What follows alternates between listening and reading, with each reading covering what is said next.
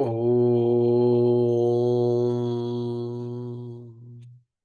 सदाशिवसमारम्भां शङ्कराचार्यमध्यमाम् अस्मदाचार्यपर्यन्तां वन्दे गुरुपरम्पराम् ॐ सहना भवतु सहनौ भुनक्तु सह वीर्यं करवावहै तेजस्विनावधीतमस्तु मा विद्विषावहै ॐ शान्ति शान्ति शान्तिः। ॐ भद्रं कर्णेभिः शृणुयामदेवाः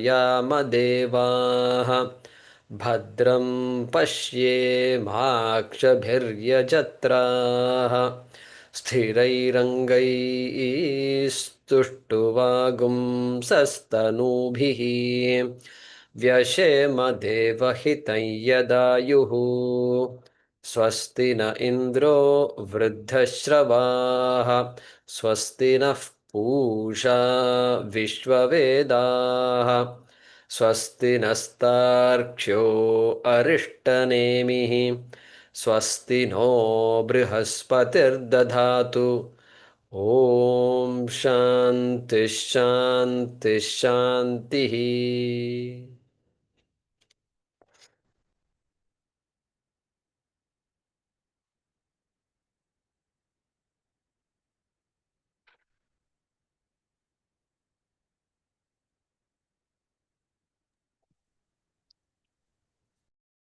Namaste.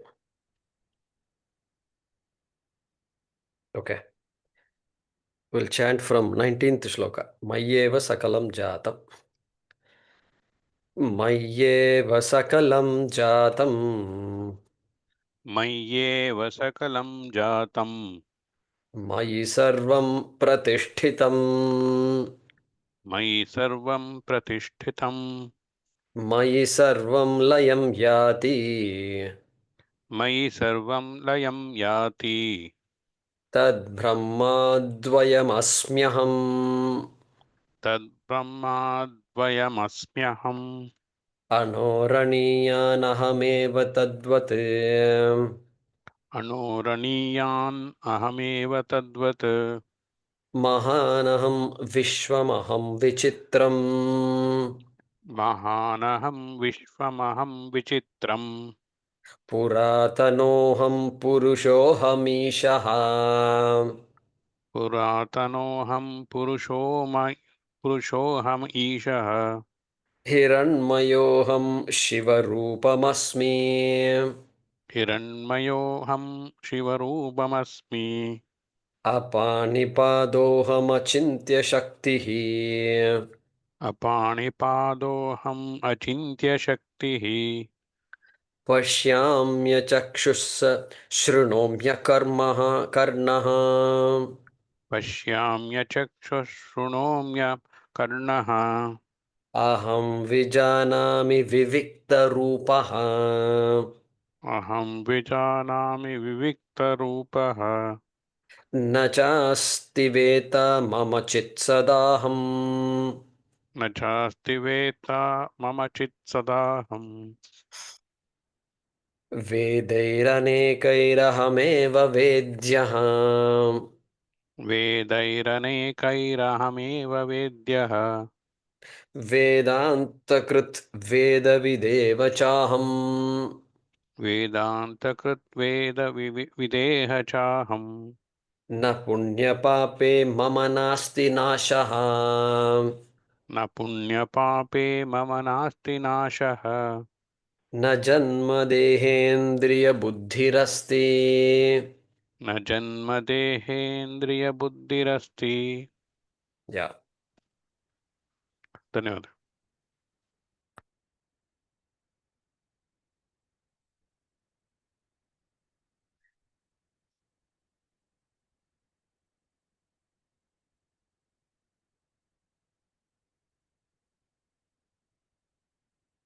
So we've been looking at this shloka. Vedaihi anekaihi ahameva vedyaha. Two words came. Veda came and vedyaha came. And aham also is there. I am the one to be known by the Vedas, was said. So it struck me. What is to be known by what? Science and Vedas are there. If there is something else, you bring that also in. Somewhere it should be there. Is there something else besides or aside from Vedas and science? Okay, somebody might say other scriptures are there, other religious scriptures are there. Okay. But for us, Vedas and science. And so, what is Vedyaha by science? What is Vedyaha by Veda? This idea struck me. And so, we've been spending more than 2 classes on this. We have a few more things to look at. The two major things I want to look at today are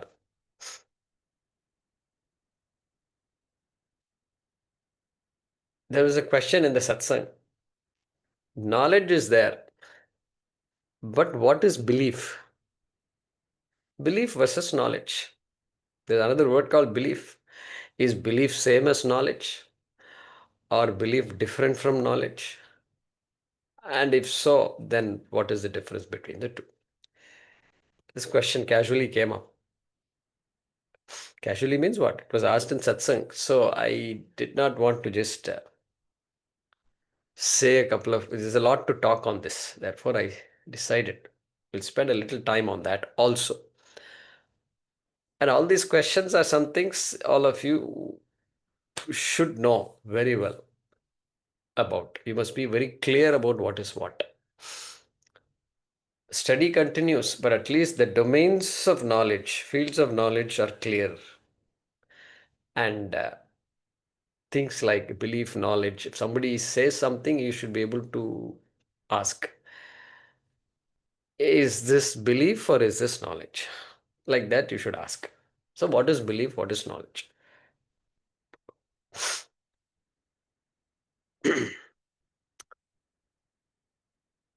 last weekend, last week, I went to the Valley of Flowers. There is a Valley of Flowers National Park in Uttarakhand. When I was in Rishikesh, I just went to see the Valley of National Flowers or National Park. And you go there, my God, it's north also. It is not flat. It's all valleys up and down. But the beauty is it is full of colorful flowers. Colors and colors, whichever direction you look. Mountains are covered with colors. The meadow is covered with colors. The ravines are covered with colors. Like that, it is Valley of Flowers, it's called. Not only that, and you will see, I saw a black bear. Okay. I saw a snow leopard. They say you can see other things also, like blue sheep. Really, literally. Blue sheep and white snow leopard and brown bear also you can see. So not only you have colorful flowers, but you have colorful animals also there. Okay. Like this, if I explain to you, describe to you for 5 minutes, then afterwards somebody else, some other time, a month later, a year later, somebody says, we went to Valley of Flowers National Park, Uttarakhand. There is, oh my God, this is what Guruji was talking about. And so you already had a picture of it. And you can even talk about it to some children or some other people. I've heard of Valley of Flowers. It's like this, like this, like this. When you talk about Valley of Flowers like that, for you, is it knowledge or belief? If somebody were to ask you, what will you say? Hey, you have not seen Valley of Flowers. You have not been there. You only heard about it through somebody. And just a few words you heard. For 3-4 minutes you heard, that's all. Beyond that, you don't know much more about value of flowers, national park. You don't know anything much. Assuming you've not gone there. Or assuming you've not studied the park and all that. Okay, you know only so much, but you confidently talk about this national park to some extent. What makes you do all that? Well, you can't say I know it all. I've never been there. So it is to some extent it is a belief. To a large extent, it's a belief that there is something like this that exists in India in a place called Uttarakhand, etc. And even start to describe this park which you have not seen. Belief. It's a belief. But the thing about this belief is it's not ordinary belief because you heard it from a friend or you heard it from your Guruji whom you trust a lot. 100% trust is there. They are not going to come and sit and lie to you. They have no agenda. And so 100% Sharanagati is there to that friend or to that person. And so that words become jnanam for you. As good as knowledge. It's as good as me going there. As good. Ah. But still it is belief. Because if somebody asks you something, then you'll have to say, no, no, I didn't go there. Ah, see, that is your defense. Your defense is I didn't go there. I only heard about it. That means what? It's all belief. Belief will take you so far, but beyond that, it won't take you. Okay. This is called belief. Belief means what? Taking something as, okay, belief in something is taking something as true despite proof, despite lack of evidence.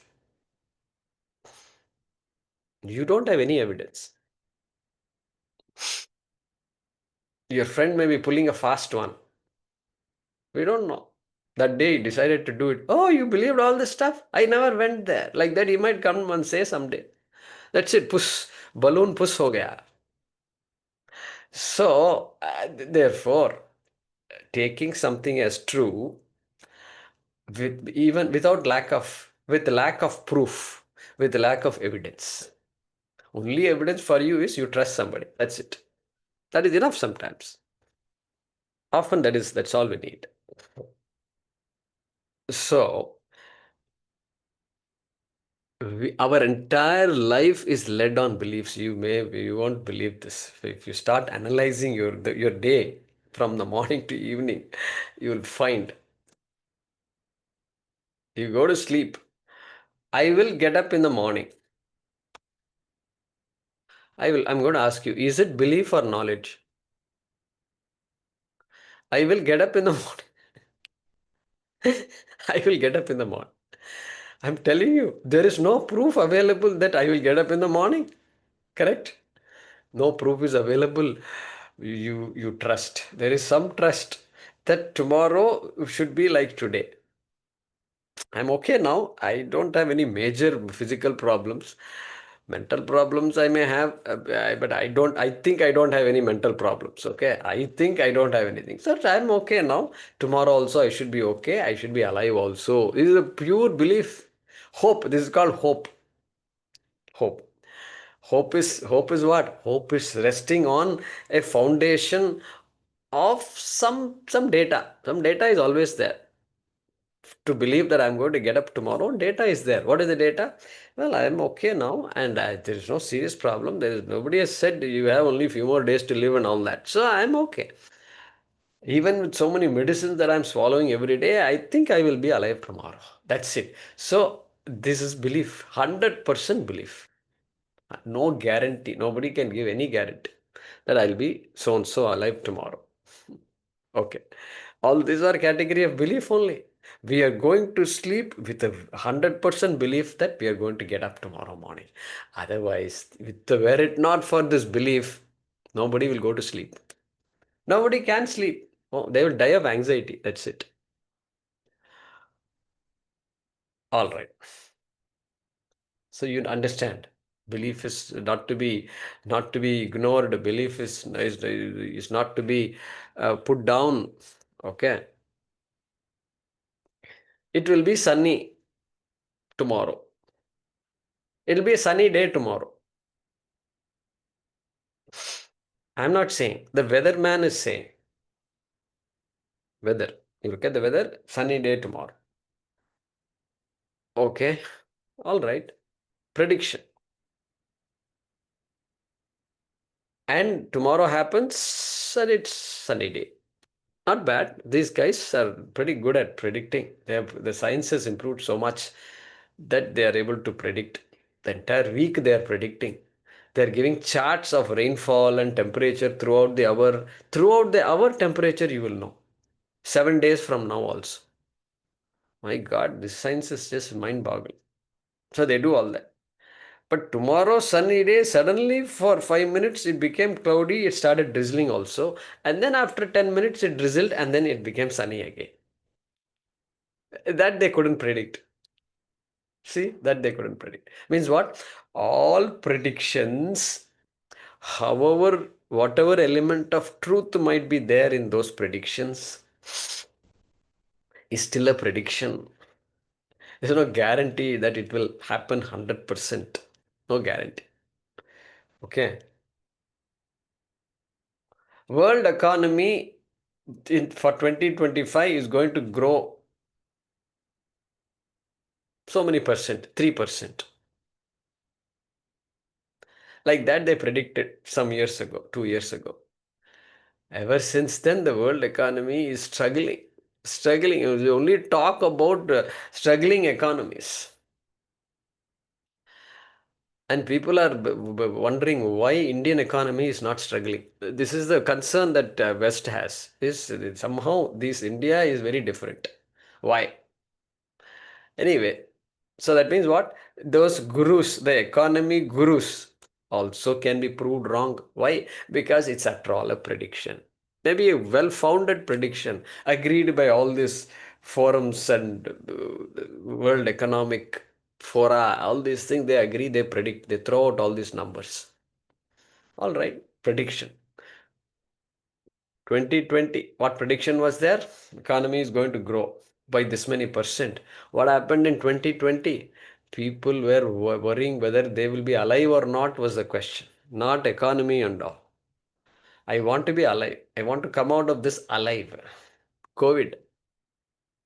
So where is, so predictions are like that. Belief. I'm saying that predictions also fall under the category of beliefs. Even though it may be founded by some various parameters. Unpredictability is always there because there's so many parameters that you and I don't have any control over. So that's what they say. Some insurance you get, acts of God and all they will put in the clause, in the footnote, acts of God will be there. So that means what? We don't, some clauses will be there. There's certain things we don't control. So belief. But you have no choice. You can't say, I will wait until I know everything. I need to know how the economy is going to do. What do you mean I need to know how? But you have to lead a life and nobody is going to tell you how tomorrow is. Nobody can predict tomorrow. And we don't even know if we'll be there tomorrow. Therefore, we have to move on. So that means that moving on has to happen based on belief only. Some knowledge is there. A lot of knowledge might be there, but a lot of belief is also there. Okay. And so one COVID is enough to smash the beliefs of the greatest scholars of the world. Correct? So belief being what it is, being something that you consider as true, dhrida vishwas hai aap mein, in all the economy and life and people and all that. Okay. But then it is still a belief. It can be shattered. It can be shattered, but it's useful, no doubt. And like our belief, like belief is there. What is the belief? Parents believe.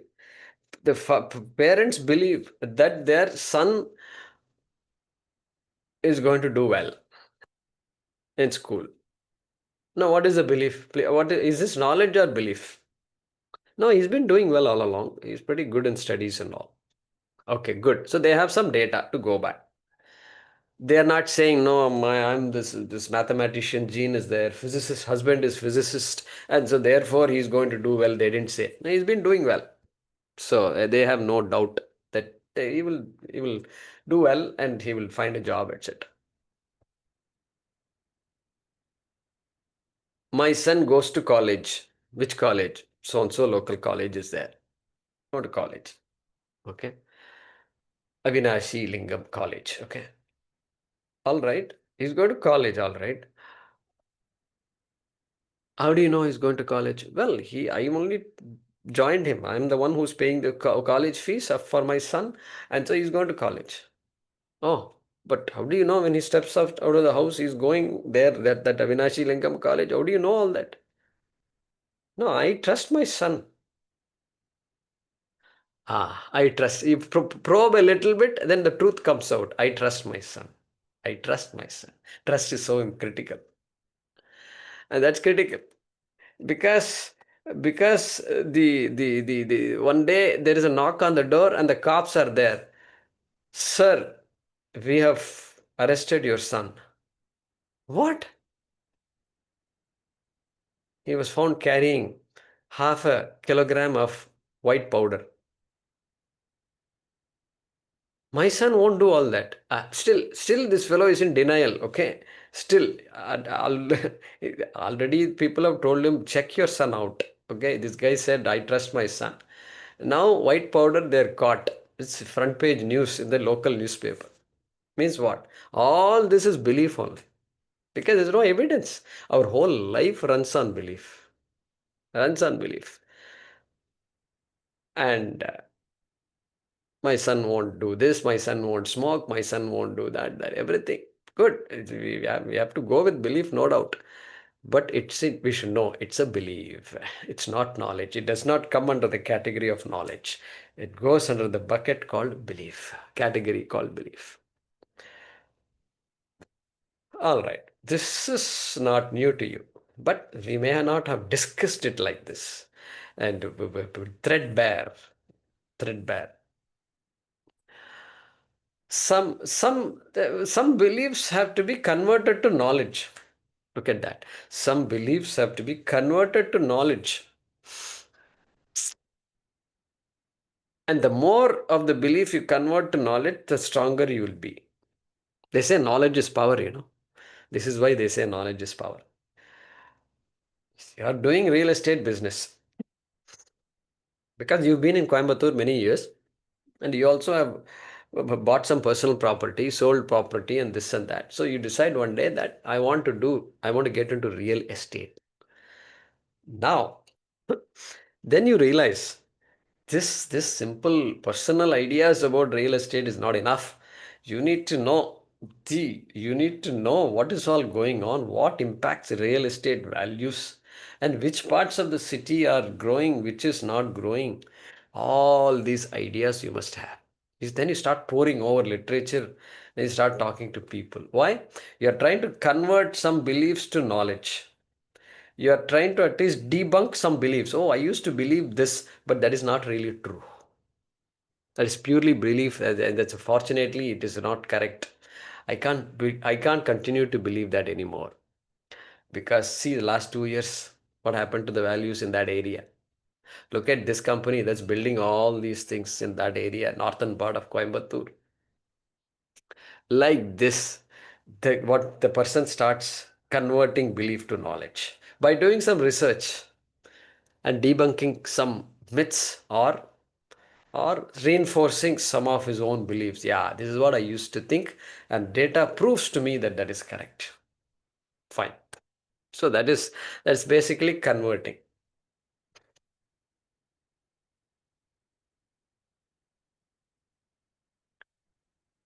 Parents are asking the child. Child is going to school, maybe third grade, fourth grade, something like that. Second grade, third, whatever. Child is asked, father is asking, what is 11 times 6? He's in fourth grade, okay? Going to fifth grade. 11 times 6. And this boy says, my teacher taught me 11 times 1. 11 times 5 also she taught me. But 11 times 6 she forgot to teach me. Parents just got a heart attack Why? Because father is the chief of the Ministry of Education of Government of India. Ministry of Education, okay? And mother is a head statistician of a major institute. These people are all big people. They are all intellectually sound people. And their son is saying this. Mom, is it 65? 11 times 6, is it 65? Now what conversation these parents can have with this boy? Okay? Heart attack. So, or I think it is 66. Is it correct? So this I think it is 66 also is not a correct answer. He should come up and say, what are you asking? I am doing 3-digit number multiplication, 4-digit number multiplication. This I did 2 years back. This is 66. This is not even a question. That is what was expected from this boy. Instead, he says, I think it is 65. Okay. So this kind of shock sometimes parents do get. So how do you know, Guruji, all these things? I also got this kind of shock and all if you say, I'm just guessing that these things might have happened. And so the parents had a belief that my son is going to be a Nobel Prize candidate, correct? And this is what is happening. You are welcome to believe all these things about your children, but what's going to happen is anybody's guess. Okay. So we have to periodically calibrate our beliefs. All right. Belief. I think we are pretty clear about beliefs. Beliefs are very important. They have a big role to play. They have a big role to play.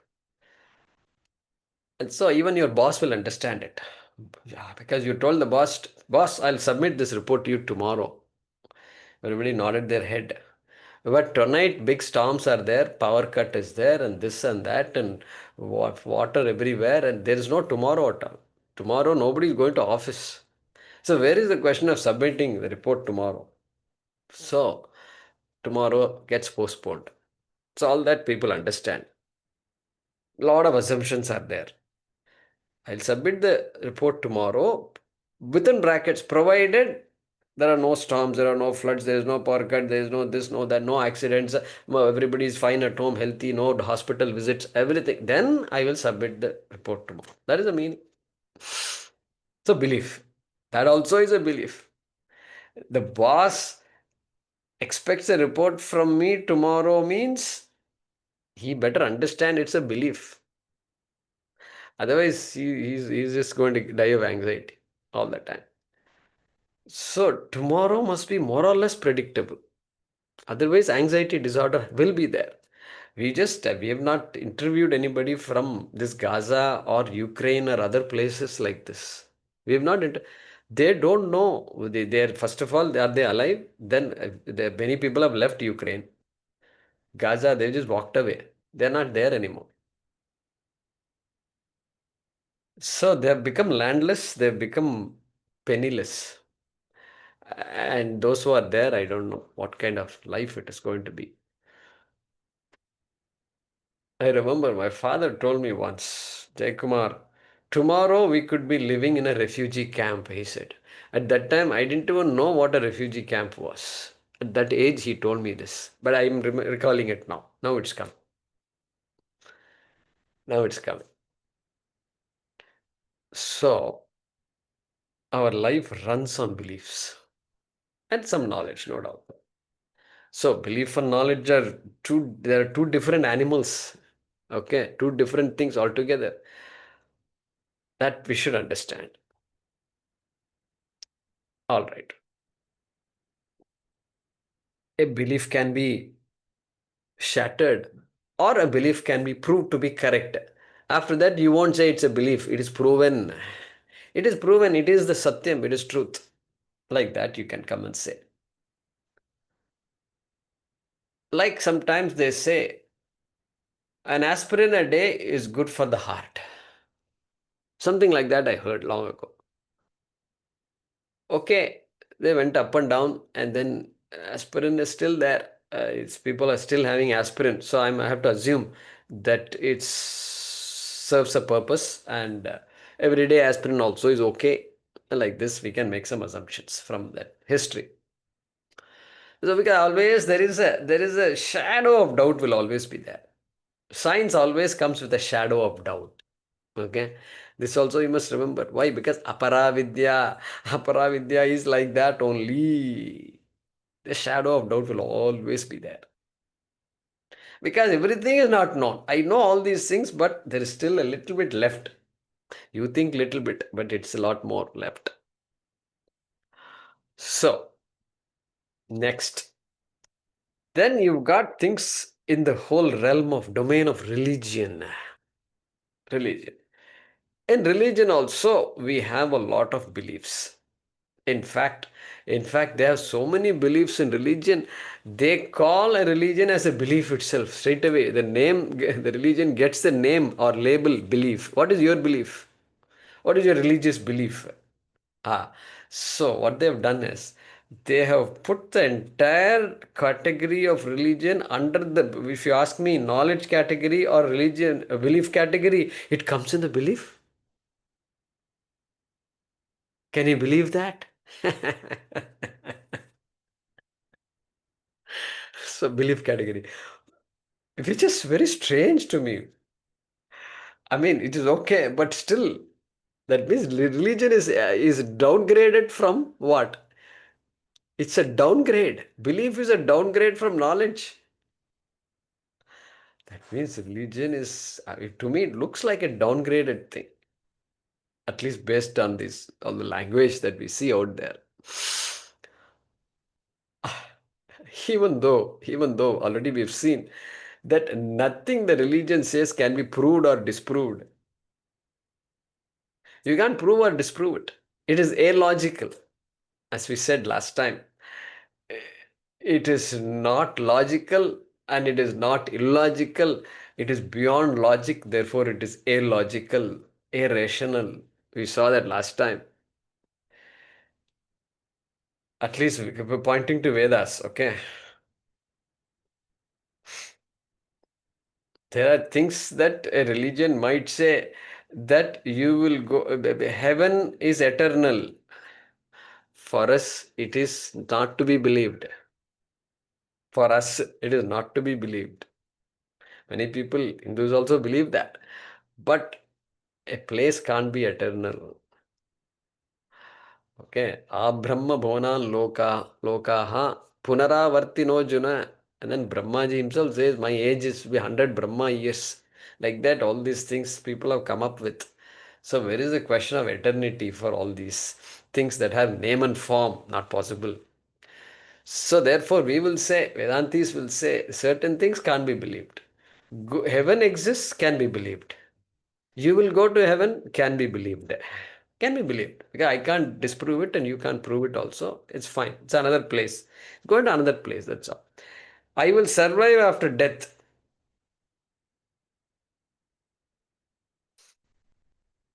Knowledge or belief?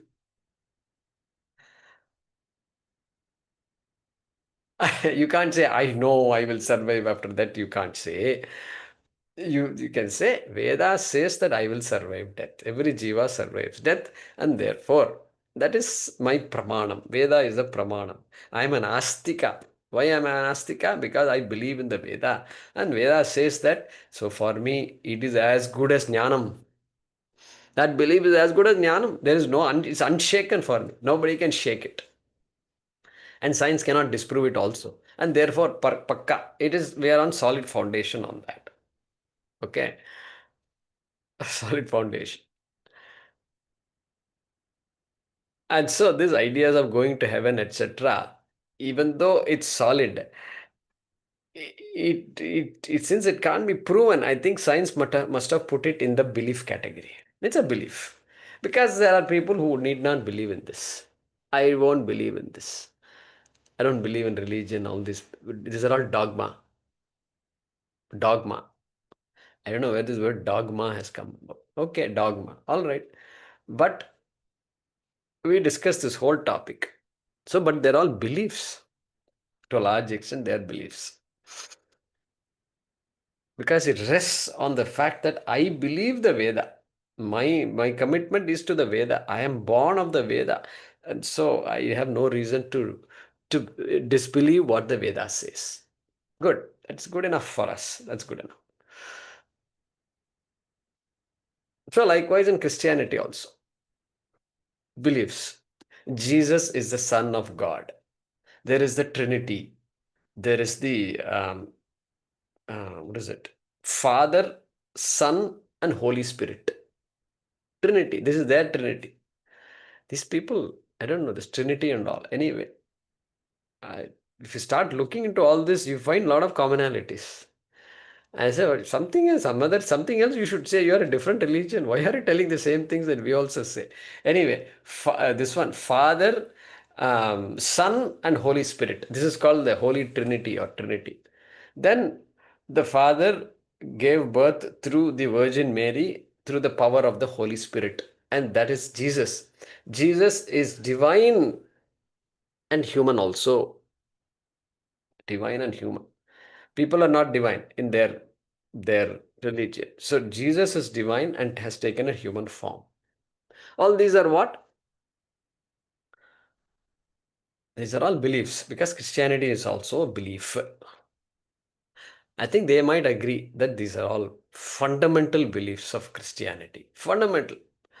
There is no negotiations in this matter. And God reincarnated as Jesus of Nazareth. All these are there. Beliefs are there. And like this, all of us have beliefs. Every religion has beliefs. All right, belief. In Sanatana Dharma, in our Vedic culture also, there are many beliefs. We have to know. The more we understand the Veda, the more we will know whether something is a belief or is it knowledge. Is it belief or is it knowledge? We can ask ourselves the question. We don't have to be shocked that something is a belief and not knowledge. No need to be shocked by it. The beliefs are there. When you do griha pravesha, when you buy a new home or enter a new home or rent a new home, you go in and do this so-called Vastu Homa or Navagraha Homa you should do. Why should I do that? Well, that is our tradition. And you do that, you first have to bless the place. You're going to live in this place for God knows how long. And let the place be a source of blessing for all of us. And people are working, people are studying, children are going to grow up in this house.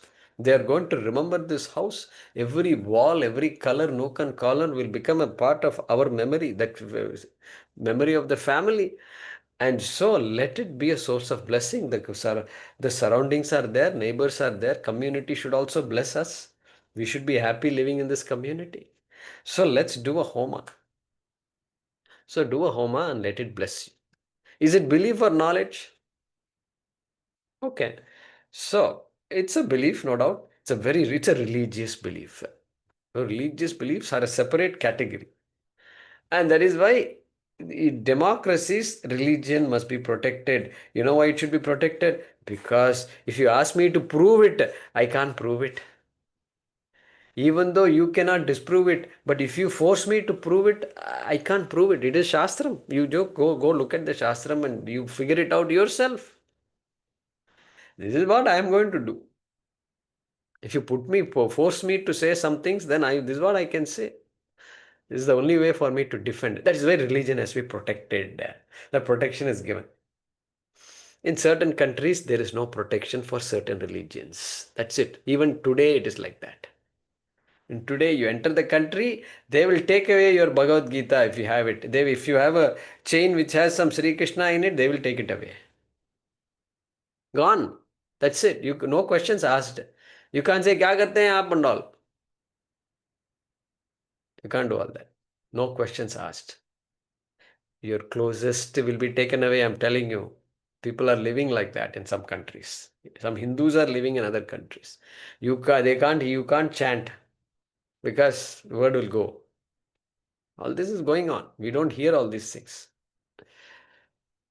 So that's why religious belief is critical. You hurt the religious belief of a person, and then that becomes a big issue because of these things. Karma. If I do this, I'll get punyam. Belief. Belief. As good as knowledge, no doubt, because Veda, we believe in the Veda. Veda is Matri Sahasra Hitaishini. She can't lie to us. No. So, therefore, for me, it is as good as knowledge, but it's still, I can't prove it. Therefore, it is a belief. Nobody can disprove it also. Therefore, it stays as a belief. Solid belief, strong belief. And so, faith. Okay. So, they say faith. What is your faith? What is faith? A strong belief in something is called faith. Faith in that. I have faith in my children. They don't say I believe my children. I have faith in my children. Correct? Why? That faith means strong belief. Okay, we just came up with a new word, faith.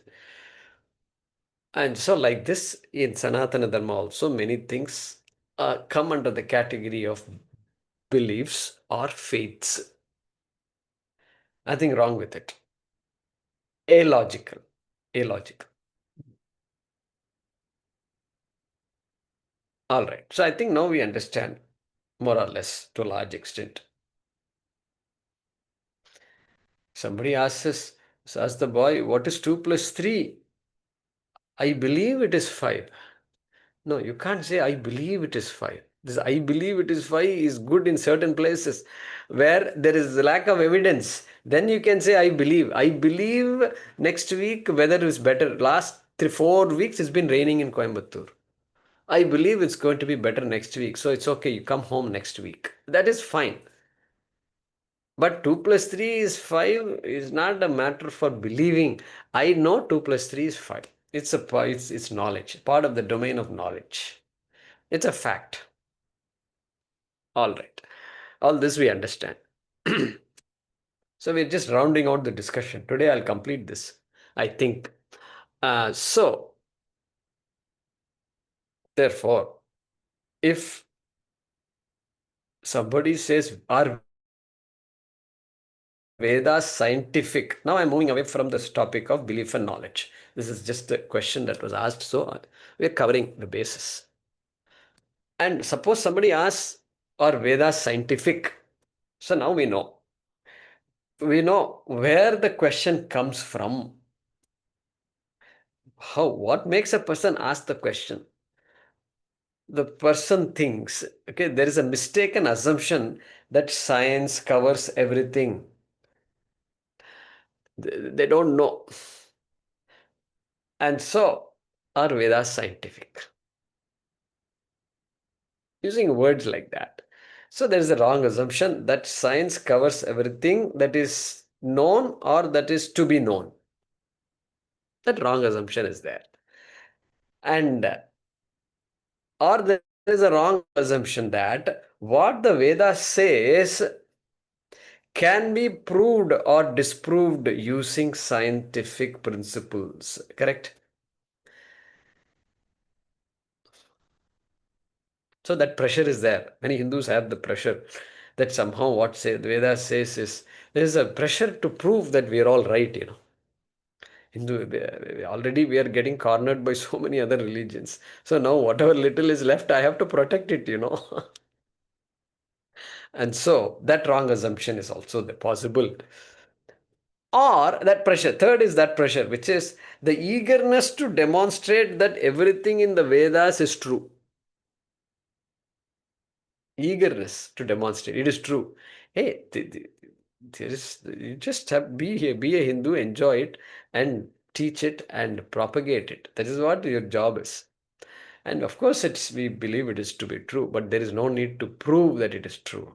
That kind of burden you should not take it up. Okay, this is our Shastra.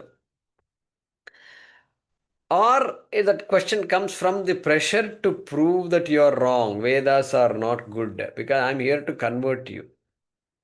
So that, or I am this Hindu, whitewashed Hindu, who is ashamed of his or her culture, and so he wants to have an upper hand. And so, eagerness to disprove some of the observation. How can Vedas say this? How can Vedas say that women are inferior? That's it. That is, therefore, you give up all the Vedas. Okay, let's talk about it. Let's do some research and let's see, let's understand what it is this topic you are concerned about. Like that, the discussion should go. Anyway, something like that. Another another another thing that makes us ask the question, are Vedas scientific, is that a wrong assumption that science will answer all the fundamental questions that a human being has or will have, such as what is the purpose of life? This what is the purpose of life? That is one question science cannot answer. Think about it. What is the purpose of life? Means what?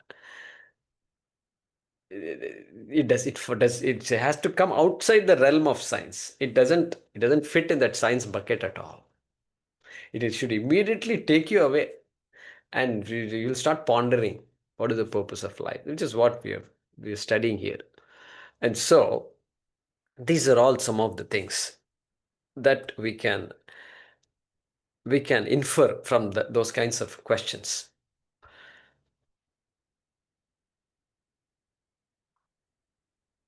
All right.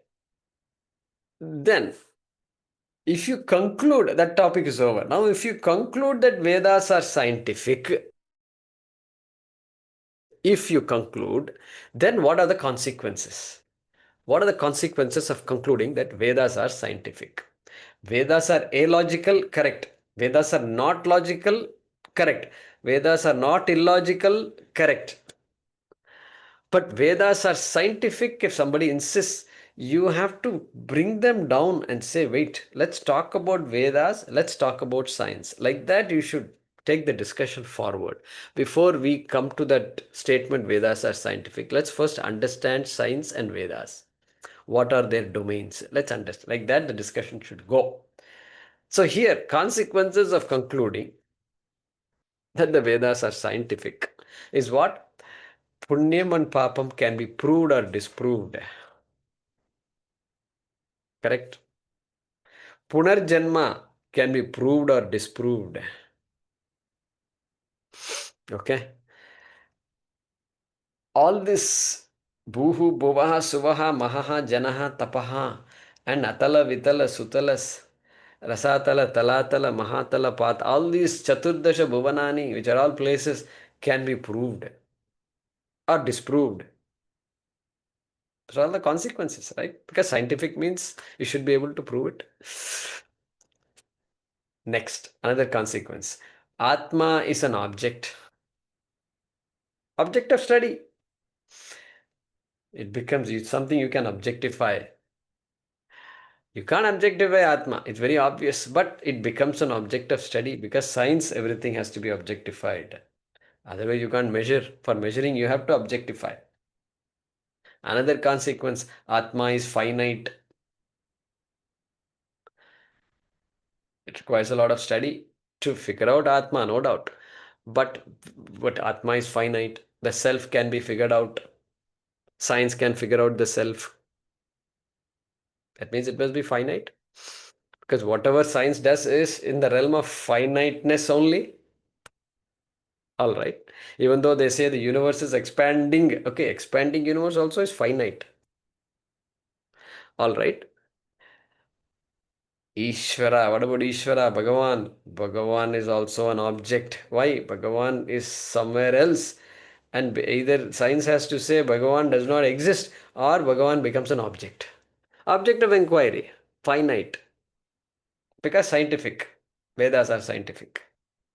So, oftentimes, the Hindus who say Vedas are scientific, they are inadvertently doing all this. They are communicating all this. They are downgrading Ishvara. Downgrading. They are converting infinite Ishvara to finite Ishvara because science means finite. Ishvara is finite. Ishvara is located somewhere. Vedanta is theory. That is another consequence. You have to practice it. Why? Because science means theory and practice. Science implies theory and practice. Everything science talks about is theory only. You have to apply it.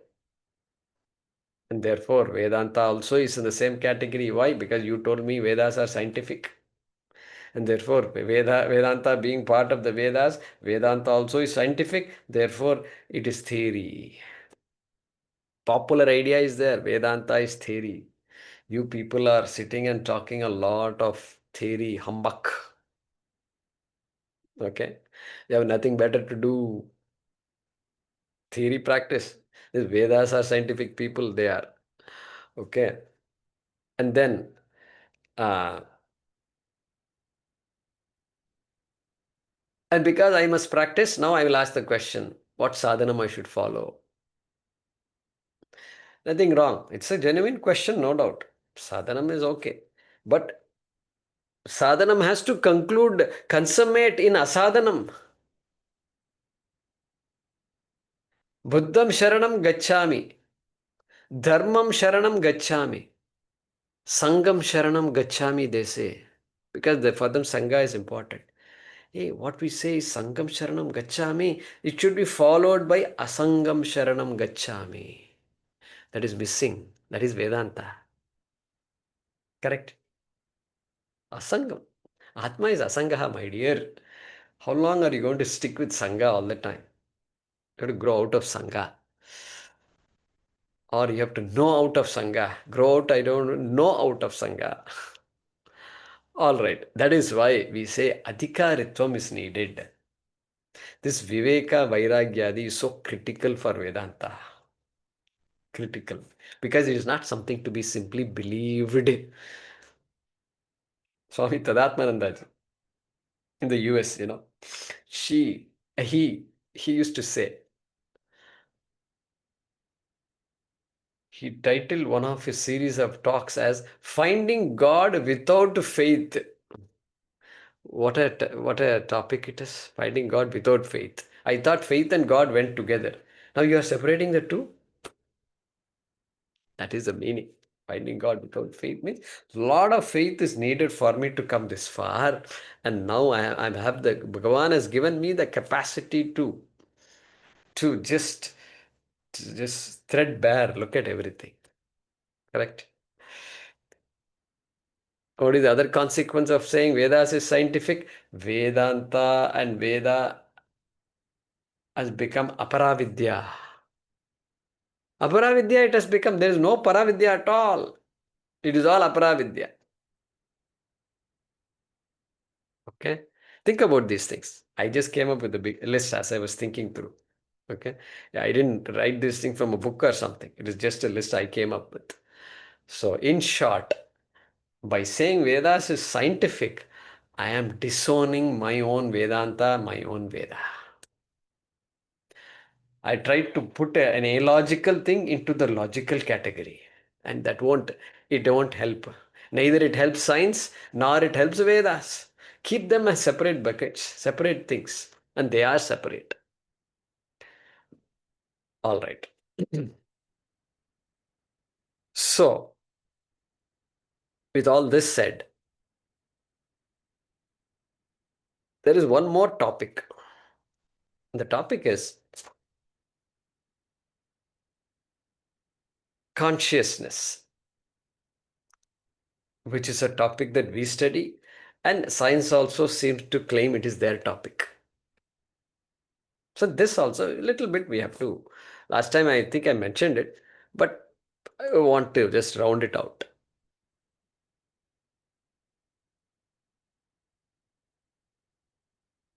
For science, consciousness is a phenomenon in the mind. They call it epiphenomenon. Epiphenomenon. That's a technical word science uses. It's a phenomenon of the mind. And science, the consciousness for them is a product of material. This is a material world. Matter. Okay, you might say energy is also there. Fine, energy and matter are there. For us, whether it is energy or matter, it doesn't matter. Okay, it is all same Jagat only. All right, but fine, it's matter. That is why science materialism they call it. Materialism. Why? Because it's all matter, matter, matter. What about consciousness? It will. It is a product of evolution of matter. If world is created after some time when the circumstances are right, life comes. And for them, life is consciousness. For me, it is exactly the opposite. What is opposite? You are telling me consciousness evolves from matter. I am telling you matter evolves from consciousness. Matter is a product of consciousness. You are telling me matter is the adhishthanam for consciousness. I am telling you consciousness is the adhishthanam for matter. Diagonally opposite. That means when somebody comes to us and starts discussing about consciousness and he's a scientist, he's looking at it from a scientist view, the discussion is going on and on and on, correct? But we should point out this fundamental difference. If for you consciousness is a product of material or what? Bring that discussion into the discussion. Then let's settle that question from answer. Oh my God. For you, consciousness is a phenomenon. For me, consciousness is that which sustains all phenomena, including awareness and thoughts and so forth. Because for them, consciousness is the state in which an entity is aware of surroundings, aware of the self. Okay, that kind of awareness is what they call consciousness. Nothing wrong. That's also you can call it consciousness, but I also talk about what you talk about awareness of the world, etc. Yeah, living people are aware of their world. Living people are aware of themselves also. Human beings are even more self-conscious. You're talking about that consciousness of. I am talking about consciousness, not of something. This consciousness is what makes me conscious of something. That of something is your subject. That is what you are studying. I am studying that basic fundamental consciousness itself as an entity and it as an independent entity. Kshetrajnan chapi mam vidhi I am studying. Okay. You are studying consciousness as a kshetram, as something that you are going to infer. That is why the way they study consciousness is through putting probes in the head and finding out the various parts of the brain, how they function when the person is asleep, when the person is awake, when the person is dreaming. This is how consciousness studies will have all these experiments. When the person is anxious, when the person is neither sleeping or awake, whatever state it is called, they measure all the states of consciousness. That is their idea, phenomena. They're trying to figure out those phenomena. Fine, do it. Nothing wrong. That's a subject, no doubt. But that's not the consciousness I am studying. I don't have to be a neurosurgeon to study Vedanta. Correct? So all these things we have to keep in mind. They are matter pradhanam. My study is Chetana Pradhanam, consciousness Pradhanam. Okay, you are Prakriti Pradhanam.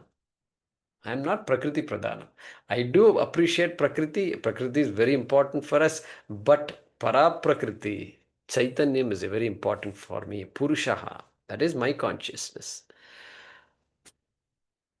And for us, God also is a critical part of our study. This consciousness study is did not separate from God study, Ishvara study.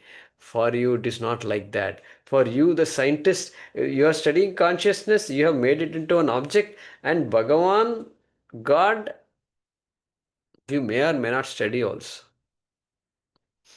You might say it's not part of our realm. Or you can bring in philosophy, and you bring in all the way philosophy, our philosophy forgotten. And you bring in Greek almost, Aristotle, Plato, and all that, they also talk about Ishvara. And so, how the idea of Ishvara also was there in science. Until today, Ishvara doesn't exist in science. In the study, I mean. It's not a subject of study. Those days, philosophy and all was very intertwined because they borrowed a lot from our own dharma. So they were all religious people, but trying to understand the whole world. And so there's a beautiful evolution of how that the Ishvara has been pushed out of the consciousness of the scientists. Okay, very interesting these things are. So just for us to be aware of all these things. Okay. For us, it is not like that. Consciousness study, you're talking. I don't call my study as consciousness study. For me, it is life or death. I die. My whole life is surrendered to this study. Not just Vedanti, even Vishishtadvaita Vedanta also, they also surrender. Life or death, Vishishtadvaita. Dvaita, life or death. It is completely surrendered. They're not ordinary people. They also know Sanskrit. They also know everything. They are studying scriptures. For them, it is complete surrender. For you, it is a subject. It's a subject. It has nothing to do with purpose of life. For me, my purpose of life is this. Okay? Huge difference is there. So therefore, we have to be very careful. I will bring in, whenever somebody discusses these things, I will make sure to bring out all these points. So that let's not get carried away. For you, it is only a subject. For me, it is life. You can just talk and you're earning a salary out of all this and you'll walk away. For me, the salary business is secondary. Okay, we have to bring all these things. For me, you are stuck with Vyashti. Another difference I am saying. You're Vyashti talking. You're talking about the individual consciousness in the head of a human being. I'm talking about consciousness. Samashti also I'm talking about. Correct? Samashti consciousness. My consciousness is not limited. It's all pervasive. Therefore, samashti has to come somewhere or the other. My mind is just going all over. I'm covering the entire ball of wax through my consciousness idea. For you, you don't have any such burden. For you, it is simply a subject, and that is to be measured by wires and cables and seen in graphs. Not me. So many differences are there in consciousness studies. We don't call it consciousness study. That is why you can call your field philosophy, which you are proposing so many things, ontology and epistemology. You come up with all these words, which are all good. Nature of existence, nature of knowledge, all that you are studying, and you call yourself a philosopher. You know why I can't call myself a philosopher? I can't call because I've surrendered to it. For me, the whole life, this is my life. This is connected to moksha. Is this connected to moksha for you? If the answer is no, then this is just a subject for you. That you can call it philosophy. For me, it is not a subject. Shastram talks about moksha, parama purushartha among the four purusharthas. That is where this whole thing comes, and my whole life is surrendered to this. And therefore, I can't call it philosophy. You keep that word philosophy. I can't. If I use the word philosophy for this, I am just misguiding my own people. I am downgrading Vedas. I am downgrading Vedanta by calling it as philosophy. Okay, in some context, I can say philosophy, it's all right. But understand the big picture. So you can always go down to the small picture and then come out to the big picture. And so all these are important. And therefore, if you can add one more row to the table that we've been building and call that as role of consciousness, if that be the parameter of that row, what will we say? under the science column, we have to say evolves from material. Number one. Number two, only associated with living beings or life. These are the 2 points should be in the science column. That's what should be there. What about karma kanda column? It is not a topic of discussion because it's going punya papa and karma phalam. Consciousness is not a big part of the discussion. I won't say it's not a part. It may be there somewhere, but not a big part because consciousness is just sitting there. It's of no use. What about Vedanta? My God, Vedanta. It is the subject matter of Vedanta. It is not evolving from material like the scientists say. A consciousness is the adhishtanam of material. It is the source of the material. First there is consciousness, then only material manifested. That is why I can talk about manifestation, srishti, demanifestation, laya, again manifestation, again demanifestation. I can talk on and on and on about these kinds of cycles and all that. That strength of talking about cycles comes from consciousness being the adhishtanam of the jagat. All right. So these are some points. I feel now a little satisfied that I have I have spent 3 full classes on the whole idea of science versus Vedas and Vedanta. And we can say we even talked about consciousness studies little bit to the extent that we need to know. And so that way, when you sit in a dining table with your friends and somebody is talking like this, we have to do a reset first. Press the reset button, then have some basic discussion before discussing his idea of consciousness. I don't need to defend his idea of consciousness. I don't need to reject his idea of consciousness. Why? Because that's the subject you're studying, it's a brain process. My subject is not brain processes. I don't have to be threatened by his ideas of consciousness because he's not going to come anywhere close to me. If you're interested, you should listen to what I have to say. And we are not going to meet anywhere. That also I will confidently say. Because for you it is aparavidya, for me it is paravidya. For you it is an object, for me it is subject, me. So like this we can have a big discussion. So next class we'll round out the shloka. Few more words are there. vedAntakRdvedavideva cAham and all that. We'll finish that in the next class. Okay.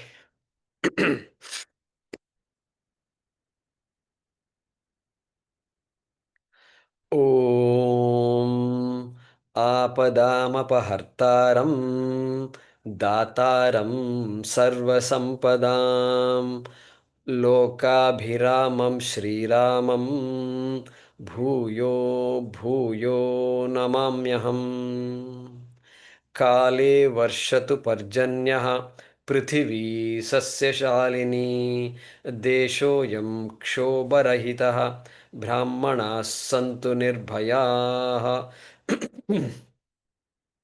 ॐ पूर्णमदः पूर्णमिदं पूर्णात् पूर्णमुदच्यते पूर्णस्य पूर्णमादाय पूर्णमेवावशिष्यते ॐ शान्ति शान्ति शान्तिः हरिः ॐ श्रीगुरुभ्यो नमः हरिः ॐ